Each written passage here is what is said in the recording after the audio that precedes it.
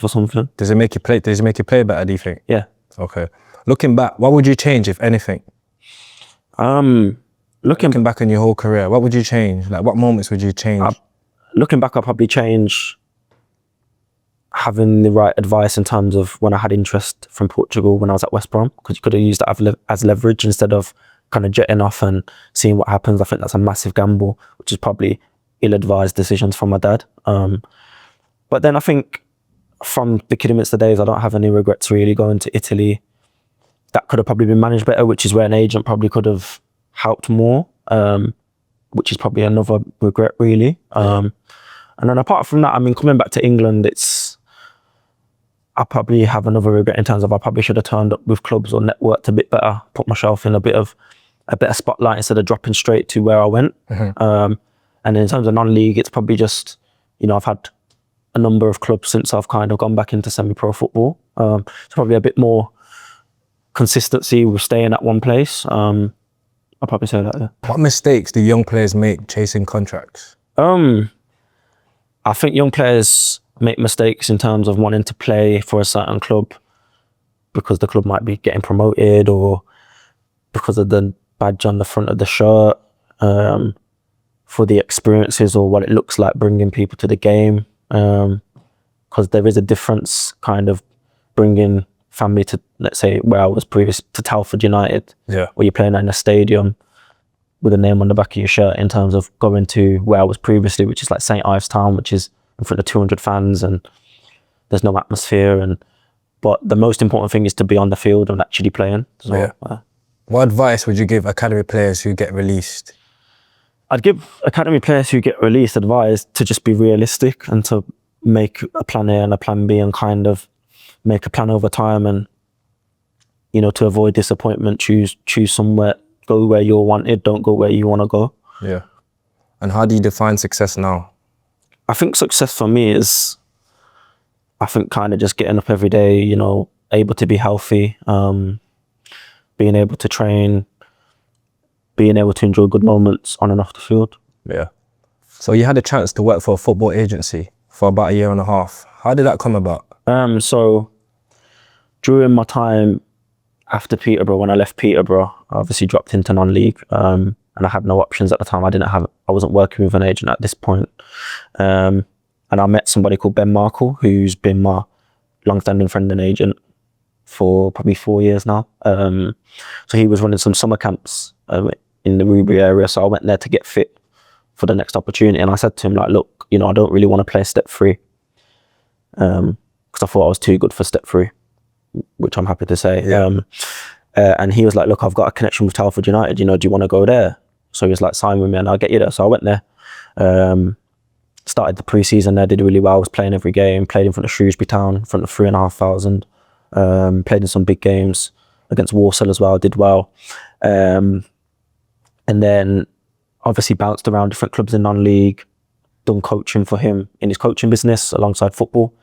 And then I had an opportunity to go back full time at a club where I did. However, I ended up leaving that club for various reasons. And then at this point I had nothing. So he said, look, I'm starting a new agency, would you want to work alongside me? And I thought, at first I was like, I had actually a job offer to go into and do some office job. Yeah.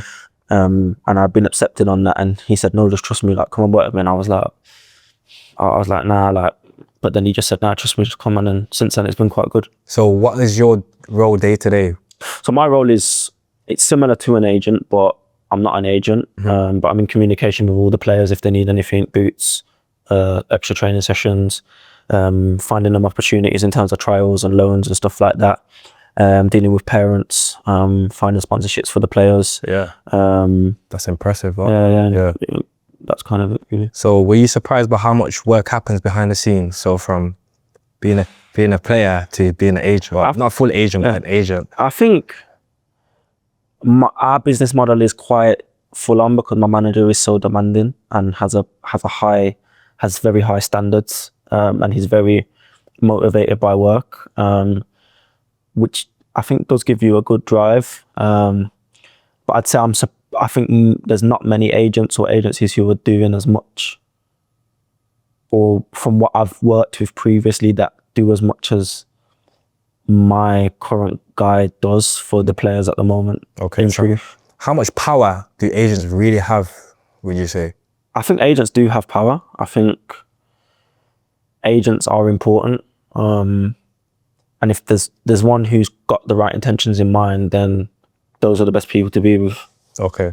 And have you ever seen talented players miss out for reasons that had nothing to do with their ability? Yeah, I'd probably say one sitting in front of the camera now. And that can be financial situations. So when I signed for Telford, I went in on a lower financial package than what I probably should have. Okay. For the opportunity. And then as soon as pre-season finished and players started getting paid, my game time started to get lower. And then when they ended up getting relegated that season, which I believed was to do with I wasn't on as much money as the other players personally. But yeah, that's just football. So how political is football when it comes to signings? I think it is political. Look, obviously, if you're the best player in the world or the best number one player in your team, these situations might not happen. I believed I was definitely in the top 5 players at Telford United, to be honest. And I think my teammates can vouch for that. So I'm happy to say that on camera. But unfortunately, the game time was limited there. And when I had opportunities, I took them. So yeah, I'd say that. Okay, then. If you knew then what you know now, would you have done anything differently early in your career, completely differently? In terms of non-league? Yeah, for your whole career, like what would you have done differently? Whatever you know now today, being 24 years old. Yeah, I think in terms of dropping into non-league, I probably would have just saw the season out at Telford, or maybe chose a different opportunity that was offered to me, which is actually with the club that I'm with now. So they offered me to come there, and I turned it down to go to Nuneaton, which was probably a mistake. And then it's mainly just choosing the game time over the badge on the shirt, really, and finding people that you can trust within the game, and kind of having more time to think about decisions, not making rash decisions and stuff like that. So would you advise a young player, let's say if they're not getting enough game time, would you advise them for them to look for somewhere else or stick at it? I think it's a tough discussion because a lot of people say, if you're not playing at, let's say you're not playing, for example, let's say you're not playing in step 3, a lot of people say, why don't you just drop to step 4 or 5 and go and play there? But I think you'll quickly find that if you just do that every time you don't play, you'll quickly be at the bottom of the pyramid, not earning any money. So, and yeah, money is a thing, because otherwise how are you meant to pay for things? So I think it's a difficult discussion. It depends how good you are and how much you back yourself. I've not played lower than step 3 for a reason, because I believe I'm good enough to play this level. I'm not saying it's a good level. I just believe that I don't think I should be playing any lower.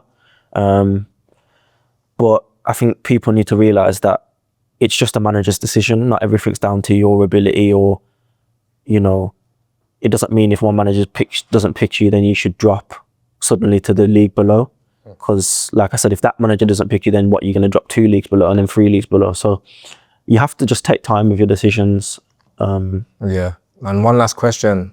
Who would you pick? Lionel Messi or Ronaldo? Lionel Messi. Why is that? Because he's just a joke. That's it though. Thank you. All right then, well, I just want to say thank you for coming today. I really appreciate it. Hope everything goes well for your future. Thank you, Cole. I appreciate that, man. Thank you. This is Big Shot TV YouTube channel. Please don't forget to like, comment, share and subscribe.